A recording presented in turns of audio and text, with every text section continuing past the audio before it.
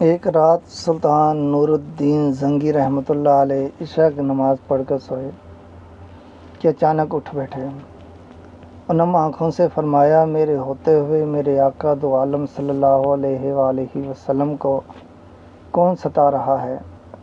آپ اس خواب کے بارے میں سوچ رہے تھے جو مسلسل 3 دن سے انہیں آ رہا تھا، اور آج پھر چند لمحوں پہلے انہیں آیا، جس میں سرکار دو عالم صلی اللہ علیہ وآلہ وسلم نے 2 افراد کی طرف اشارہ کر کے فرمایا کہ یہ مجھے ستا رہے ہیں۔ اب سلطان کو قرار کہاں تھا؟ انہوں نے چند ساتھیوں اور سپاہیاں لے کر دمشق سے مدینہ جانے کا ارادہ فرمایا۔ اس وقت دمشق سے مدینہ کا راستہ 20-25 دن کا تھا، مگر آپ نے بغیر آرام کیے یہ راستہ 17 دن میں طے کیا۔ مدینہ پہنچ کر آپ نے مدینہ آنے اور جانے کے تمام راستے بند کروائے تو تمام خاص و عام کو اپنے ساتھ کھانے پر بلایا۔ اب لوگ آ رہے تھے اور جا رہے تھے، آپ ہر چہرہ دیکھتے مگر آپ کو وہ چہرے نظر نہ آئے۔ اب سلطان کو فکر لاحق ہوئی اور آپ نے مدینے کے حاکم سے فرمایا، کیا کوئی ایسا ہے جو اس دعوت میں شریک نہیں؟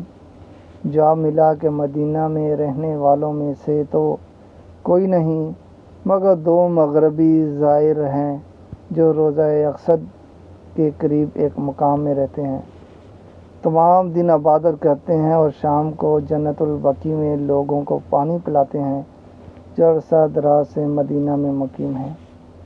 سلطان نے ان سے ملنے کی خواہش ظاہر کی۔ دونوں زائر بظاہر بہت عبادت گزار لگتے تھے۔ ان کے گھر میں تھا ہی کیا، ایک چٹائی اور 2-4 ضرورت کی اشیاء کہ یکدم سلطان کو چٹائی کے نیچے کا فرش لرزتا محسوس ہوا۔ آپ نے چٹائی ہٹا کر دیکھا تو وہاں ایک سرنگ تھی۔ آپ نے اپنے سپاہی کو سرنگ میں اترنے کا حکم دیا۔ وہ سرنگ میں داخل ہوئے اور واپس آ کر بتایا کہ یہ سرنگ نبی پاک صلی اللہ علیہ وآلہ وسلم کی قبر مبارک کی طرف جاتی ہے۔ یہ سن کر سلطان کے چہرے پہ غلیظ و غضب کی کیفیت طاری ہوئی۔ آپ نے دونوں زائرین سے پوچھا کہ سچ بتاؤ تم کون ہو؟ حیل حجت کے بعد انہوں نے بتایا کہ وہ یہودی ہیں اور اپنی قوم کی طرف سے تمہارے پیغمبر کے جسم اقدس کو چوری کرنے پر مامور کیے گئے ہیں۔ سلطان یہ سن کر رونے لگے۔ اسی وقت ان دونوں کی گردنیں اڑا دی گئی۔ سلطان روتے جاتے اور فرماتے جاتے، میرا نصیب کہ پوری دنیا میں سے اس خدمت کے لیے اس غلام کو چنا گیا۔ اس ناپاک سازش کے بعد ضروری تھا کہ ایسی تمام سازشوں کا ہمیشہ کے لیے خاتمہ کیا جائے۔ سلطان معمار بلائے اور قبر اقدس کے چاروں طرف خندق کھودنے کا حکم دیا، یہاں تک کہ پانی نکل آیا۔ سلطان کے حکم سے اس خندق میں پگھلا ہوا سیسہ بھروا دیا گیا۔